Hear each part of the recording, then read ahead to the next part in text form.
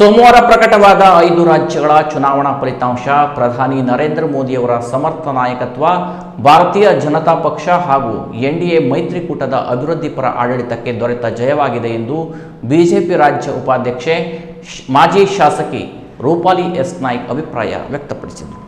ಸೋಮವಾರ ಪ್ರಕಟವಾದ 5 ರಾಜ್ಯಗಳ ಚುನಾವಣಾ ಫಲಿತಾಂಶ ಪ್ರಧಾನಿ ನರೇಂದ್ರ ಮೋದಿ ಅವರ ಸಮರ್ಥ ನಾಯಕತ್ವ, ಭಾರತೀಯ ಜನತಾ ಪಕ್ಷ ಹಾಗೂ ಎನ್ಡಿಎ ಮೈತ್ರಿಕೂಟದ ಅಭಿವೃದ್ಧಿಪರ ಆಡಳಿತಕ್ಕೆ ದೊರೆತ ಜಯವಾಗಿದೆ ಎಂದು ಬಿಜೆಪಿ ರಾಜ್ಯ ಉಪಾಧ್ಯಕ್ಷೆ ಕಾರವಾರ ಅಂಕೋಲಾ ವಿಧಾನಸಭಾ ಕ್ಷೇತ್ರದ ಮಾಜಿ ಶಾಸಕಿ ರೂಪಾಲಿ ಎಸ್ ನಾಯ್ಕ್ ಅಭಿಪ್ರಾಯ ವ್ಯಕ್ತಪಡಿಸಿದ್ದಾರೆ.